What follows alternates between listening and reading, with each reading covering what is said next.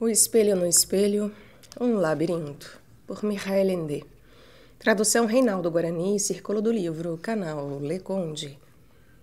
Caros ouvintes, caso gostem do que aqui é lido, por favor, adquiram o livro. Caso gostem do meu trabalho e queiram auxiliá-lo, se é possível via Pix, apoia-se ou vaquinha, centavos serão muito bem-vindos. Também é possível auxiliar o canal através do Seja Membros, da comunidade de membros. Lá há diversos valores, a começar por R$ 1,99 ao mês. E essa mensalidade pode ser cancelada a qualquer momento e também alterada a qualquer momento.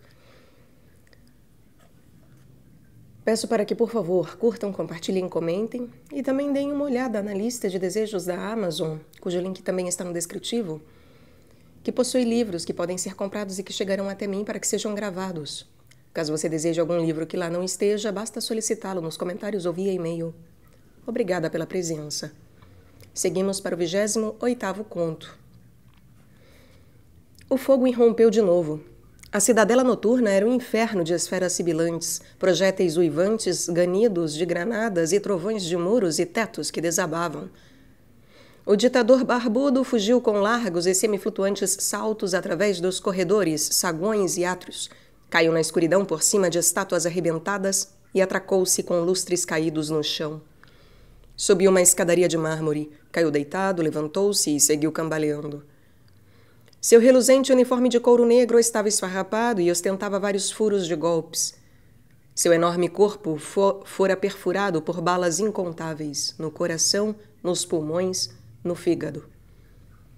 E até mesmo no meio da testa brilhava sangrento um buraquinho redondo, como um terceiro olho. Ele estava ferido de morte, mas não conseguia morrer. Ele sempre soubera disso.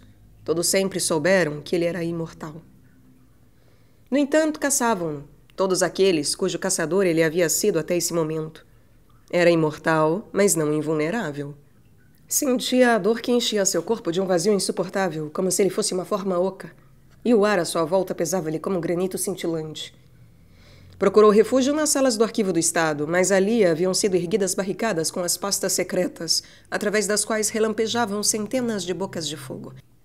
Ele se jogou ao chão, seguiu rastejando, procurou cobertura por trás de muros de altos, rastreou através de dossiês, cravou as unhas no chão, puxando-se para frente, enterrou-se entre montes de ordens de prisão rasgadas e carbonizadas e, finalmente, ficou deitado, respirando com chiados. Eu gostaria de dormir, pensou, 5 minutos ou 100 anos. Mas a guerra ainda não chegou ao fim. A guerra nunca chega ao fim. E enquanto houver guerra, não estarei batido. Eles usam minhas próprias armas contra mim. Por isso, jamais poderão me derrotar. Ele levantou a cabeça com cuidado, esticou-se e ficou de quatro. Somente então deu-se conta de que estava cercado pelo silêncio. Finalmente haviam chegado a uma trégua. Reinava um crepúsculo dourado ao redor. Ele sentou-se. Pelo que pôde deduzir do escorço, o chão de mosaico debaixo dele mostrava o quadro de um pelicano que dava de beber a seus filhotes com o sangue que jorrava do próprio peito. Ao lado, a inscrição com letras douradas. Amor amoris gratias. O ditador sentia na boca um gosto de cobre e azinhavre. Queria cuspir. mas não tinha nenhuma saliva. Sobre ele arqueava-se um gigantesco e redondo saguão de mármore. Ele mesmo era uma minúscula figura sentada bem no centro, no ponto negro do alvo, por assim dizer. Fez uma careta, enxugou o sangue da barba e pôs-se de pé. Precisava pôr-se em segurança. Parecia não haver portas nem janelas. O crepúsculo dourado vinha de cima e não dava para ver de onde. Como ele havia entrado ali, hein? Bem, isso agora pouco importava. O importante era sair de novo. Uma imensa escadaria de pedra sustentada por grossas colunas erguia-se em um amplo semicírculo. Lá em cima ela desembocava em um giral que acompanhava toda a parede do saguão. Dali partiam outras escadas cruzadas e oblíquas que levavam a giraus mais altos, onde surgiam novas visões de escadas, abóbadas e camarotes, todos muito luxuosos e reluzindo a ouro. Por toda parte figuras de pedra ou bronze, pequenas e gigantescas, incontáveis formas humanas vestindo roupas cheias de pregas, dedos esticados, mãos erguidas, gestos de dignidade, de quem instrui, de êxtase, de força. Muitos gritavam mensagens inaudíveis para cima e para baixo. Evidentemente, tratava-se de mensagens urgentes, pois era evidente que aqueles que as recebiam estavam agitados e abalados. Era uma disputa silenciosa e extraterrestre, que devia envolver as mais importantes decisões e que nunca chegava ao fim. Talvez para eles também se tratasse da questão do poder, a questão de todas as questões. O ditador pôs-se a subir lentamente, passo a passo. A escadaria era alta como uma montanha. Sentou-se no degrau mais elevado para recobrar as forças. Depois, seguiu mancando, percorrendo os camarotes em semicírculo ao longo da parede. Finalmente encontrou acesso a uma das muitas outras escadas. No entanto, essa era estreita e entrelaçava-se numa grossa coluna verde de pedra. Seus degraus eram lisos como espelho.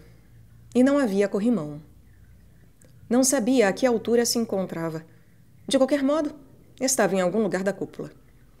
A escada em caracol terminava sob um dos archetes que compunham o teto. O ditador forçou-o com os ombros, tentando abri-lo, mas foi em vão. Somente quando parou ofegante e se sentou mais uma vez, foi que o archete se abriu sozinho, caindo em cima dele. Ele escalou a abertura. À frente dele, à luz parda e poeirenta, havia um longo corredor reto que parecia ir até o horizonte. Nas duas paredes encontravam-se, em distâncias determinadas, as mesmas portas de coloração verde espinafre. O número 401 mostrou logo que era a mesma porta que se repetia.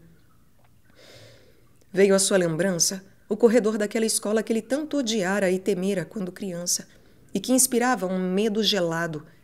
Não era bom regressar por ali. Mas ele não podia virar, pois não havia como encontrar a portinhola do chão. Portanto, ele se esforçou para seguir adiante. Só ouvia seus próprios passos de manco, dificultosos e irregulares como o palpitar de um coração que falha. O corredor não apresentava nenhum fim. Então ele parou, pois de longe lhe chegavam aos ouvidos os repiques de sininhos. Tentou penetrar com o olhar a luz parda e poeirenta. Ao longe, onde as paredes do corredor se encontravam num ponto, aproximava-se lentamente uma procissão de homens. O ditador sacou a pistola de coldre e destravou-a. O ditador sacou a pistola do coldre e destravou-a. Durou um longo tempo até que eles chegassem perto. À frente vinha uma criança de uns 6 anos, com uma longa camisa bordada que ia até os calcanhares, trazendo em cada mão um sininho de prata. Atrás dela caminhava um velho, vestindo igualmente uma longa camisa bordada. No entanto, trazia também um avental e na cabeça um chapéu de mestre Cuca alto, branco e florido. Em uma das mãos ele segurava um cálice de ouro sobre o qual repousava um prato de prata virado de cabeça para baixo e que ele amparava cuidadosamente com a outra mão. Seguiam-no 2 crianças trazendo braseiros de prata de onde se erguia um pouco de fumaça. Depois vinham outras crianças, todas com a mesma camisa bordada, ostentando garfos, colheres, latas, peneiras e outros utensílios de cozinha.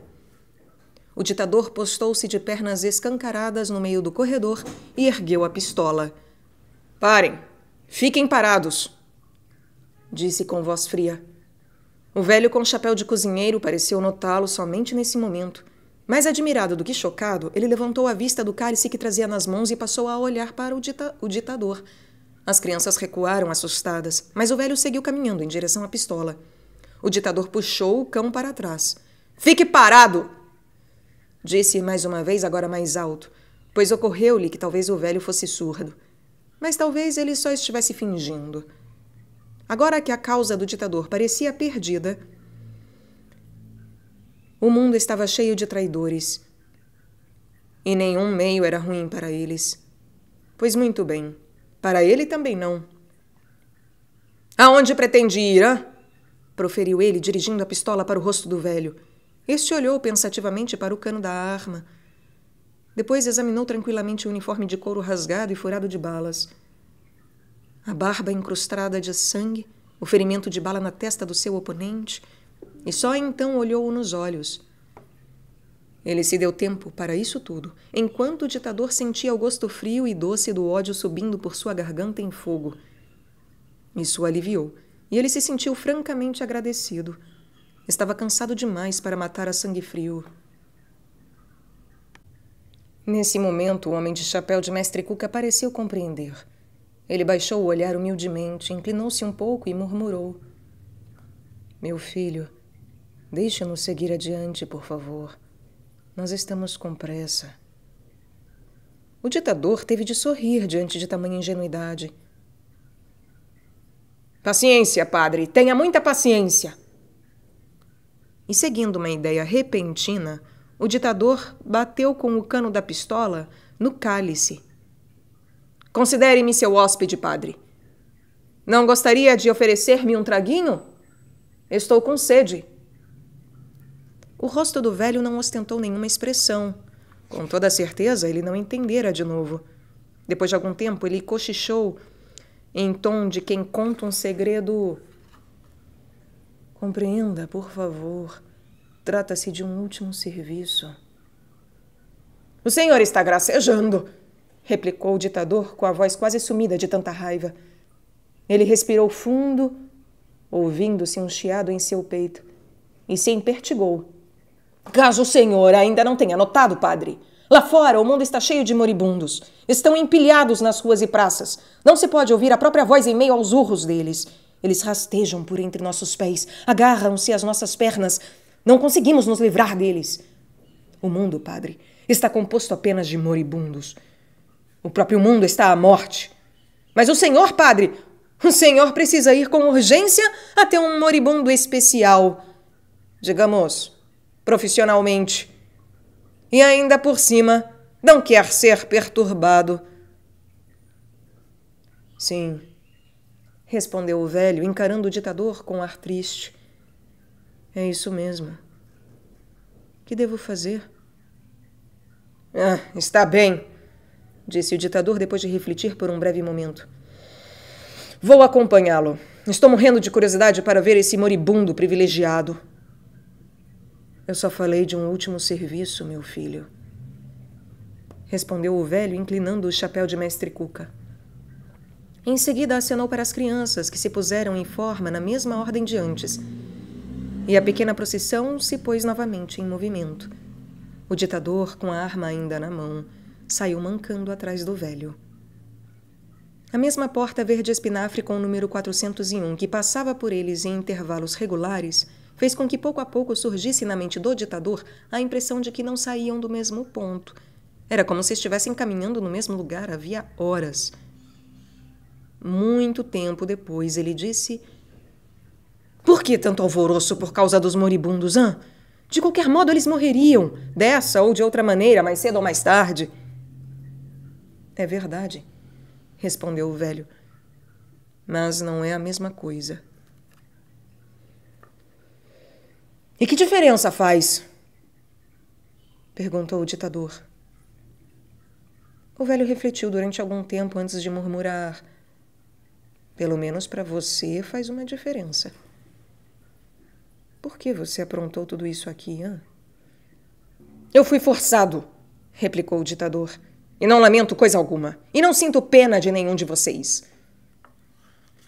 E depois de algum tempo ele acrescentou em voz mais baixa: eu tenho inveja de vocês, porque podem morrer.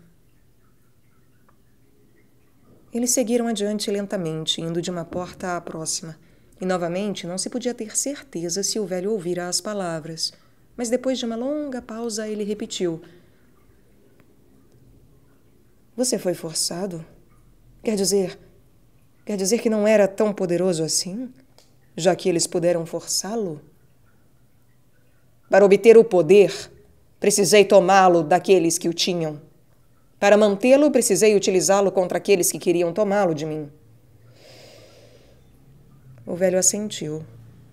É uma velha história. Ela já se repetiu milhares de vezes, mas ninguém acredita nela. Por isso, ela ainda vai se repetir milhares de vezes. De repente, o ditador se sentiu muito cansado e teria se sentado com gosto, mas o velho e as crianças continuaram caminhando, e ele o seguiu.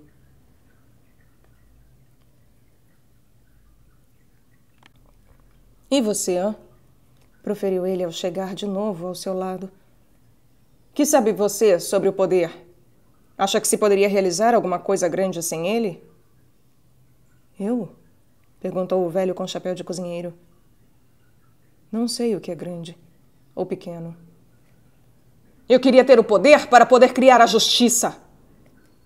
Gritou o ditador, e o sangue começou a jorrar de novo de seu ferimento na testa. Mas para chegar à justiça, precisei praticar a injustiça. Todos aqueles que quiserem a justiça precisam fazer isso. Eu queria pôr fim à opressão, mas para isso precisei atirar nos calabouços e aniquilar todos aqueles que queriam me impedir de fazê-lo. Precisei tornar-me opressor. Para abolir a violência, precisamos usar a violência. Para eliminar a miséria, tivemos que provocar a miséria. Para tornar a guerra impossível, devemos guerrear. Para salvar o mundo, devemos exterminar o mundo. Essa é a verdade sobre o poder. Ele ofegou. Pusera-se mais uma vez no caminho do velho e erguera a pistola, pronto para atirar. Mas mesmo assim você continua amando o poder, disse o velho em voz baixa. Nesse momento a voz do ditador soou frágil. Ele é a virtude de todas as virtudes. Só tem um erro, mas este corrompe tudo. O poder nunca é completo. Por isso ele é insaciável. Somente a onipotência é o verdadeiro poder. Mas esta é impossível. Por isso eu estou desapontado com ele. O poder me enganou. E assim, replicou o velho, você se tornou aquele a quem queria combater. E isso está sempre acontecendo. É por essa razão que você não pode morrer. O ditador deixou que a arma baixasse lentamente. Sim. Sim. É isso mesmo. O que eu devo fazer? Acaso você não conhece a lenda do soberano feliz? Não. E suas histórias não me interessam. Mesmo assim, ele permitiu que o velho o pegasse pela mão e o conduzisse. Ele ouviu a voz do ancião ao seu lado, falando e falando a meio tom. Ouviu palavras, mas não prestou atenção. Tentava recordar-se por que lutara pelo poder e de que lado estivera, mas não conseguia mais se lembrar. Foi somente muito tempo depois que as palavras do velho infiltraram-se em sua consciência. Quando ele se pôs a construir seu gigantesco e misterioso palácio, a cuja planta dedicara 10 anos de sua vida, e ao qual, muito antes de estar concluído, peregrinavam os povos para admirá-lo, então ninguém poderá jamais dizer se por sabedoria ou se por ódio a si próprio, à noite, secretamente, pois o assentamento das fundações, após o assentamento das fundações, quando a construção se encontrava vazia e jazia nas trevas, Ele colocou um ninho de térmitas em uma cova sob as fundações. Algumas décadas mais tarde, havia decorrido quase toda a sua vida e ele mesmo se esquecera havia muito dos térmitas, em meio aos múltiplos motins de seu reinado, chegou-se ao fim da incomparável construção e ele, patrão e criador daquilo tudo, penetrou pela primeira vez à meia das altas torres. Nesse mesmo instante, os térmitas completaram sua obra invisível. Como ele mesmo e todos os que o acompanhavam foram enterrados no pó e nos escombros da gigantesca construção que desabou, não ficamos sabendo se ele ainda gritou uma última palavra que tudo esclarecesse, mas a lenda afirma com espantosa obstinação que o rosto de seu cadáver, que mais tarde foi encontrado quase incólume, ostentava um sorriso de felicidade. O ancião calou-se. Uma das portas com o número 401 estava aberta. A pequena procissão virou e entrou numa sala que, à exceção de uma cadeira de espaldar alto de veludo vermelho recostada na parede frontal, estava vazia. O velho com chapéu de cozinheiro levou o ditador até o assento e o ergueu. Agora ele estava sentado como uma criança num imenso móvel, olhando para as pernas que jaziam esticadas no estofamento. Como se sente, meu pequeno? Perguntou o ancião. Você está com uma aparência de quem não tem nenhuma gota de sangue no corpo. Não sinto mais nada, nenhum membro, nem o corpo. Tudo está vazio. Ajude-me. O velho assentiu. Eu lhe disse que nós precisávamos ir a um último serviço. O ditador já não tinha mais nenhuma força para mexer a cabeça, mas deixou que seus olhos ardentes perambulassem pela sala. Ninguém podia vê-lo, com exceção do grupo de crianças que se aglomeraram em um canto distante da sala.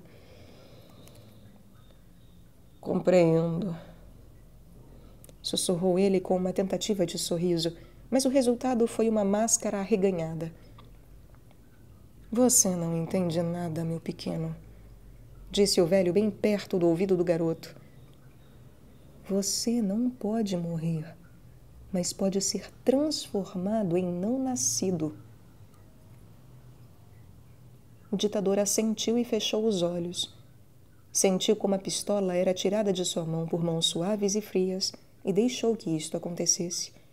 Em seguida, ouviu o velho fazendo ativamente os preparativos e escutou sua voz dizer: Sim, sim, está bem, meu menino, muito bem, meu menino. Ele tentou abrir mais uma vez as pálpebras pesadas como chumbo. Só o conseguiu depois de um longo esforço. Viu à sua frente o rosto de ancião, agora horrivelmente grande. O velho tirara seu chapéu de mestre Cuca, de modo que os longos cabelos grisalhos caíam-lhe nos ombros. De repente, o ditador compreendeu que se tratava, na verdade, de uma mulher muito velha. Ela acenou para ele, ativa e interessada como uma menina, enquanto as crianças começavam a cantar baixinho em um canto da sala, que nesse momento estava bem distante e pequeno. Ela ergueu lentamente o cálice aos lábios dele. Ele bebeu, e bebeu em goles ávidos. Quando o cálice ficou vazio e lhe foi afastado, ele se descobriu como um recém-nascido, nu e com assaduras, no meio do reluzente e rasgado uniforme de couro negro, que jazia no assento, qual casca vazia de inseto. Quis gritar, mas de seus lábios saiu apenas um grasnado tímido. Assim não precisa ter medo nenhum, meu menininho, sussurrou a menina velha. Isso vai passar já já, não vai doer nada. Ela o enrolou no avental, acenou e as crianças com camisas bordadas se aproximaram, sempre cantando, e saíram com ele, atravessando a parede que se dissolveu em luz parda e poeirenta. A velha levou-o no colo através do parque noturno da cidadela. Durante algum tempo, ela pareceu estar procurando um lugar determinado entre as árvores e os arbustos, e depois o encontrou. Era um montinho de grama cortado ao meio por uma granada ou terremoto, de tal modo que parecia um enorme seio. A velha caminhou com ele para aquele lugar. Ele ficou calado enquanto ela o desenrolava do avental. Nesse momento, ele era um minúsculo feto curvado com a testa inchada. Ela pousou-o desnudo como ele estava, com todo o cuidado, no fundo da fenda da terra. Assim, meu menininho, agora trate de dormir. Ele a viu retornando para junto das crianças que esperavam debaixo das árvores. Em seguida, o seio da terra começou a se fechar lentamente, tão lentamente, que nem se notava. De repente, por trás do grupo escuro de crianças e da velha, a gigantesca cidadela pegou fogo.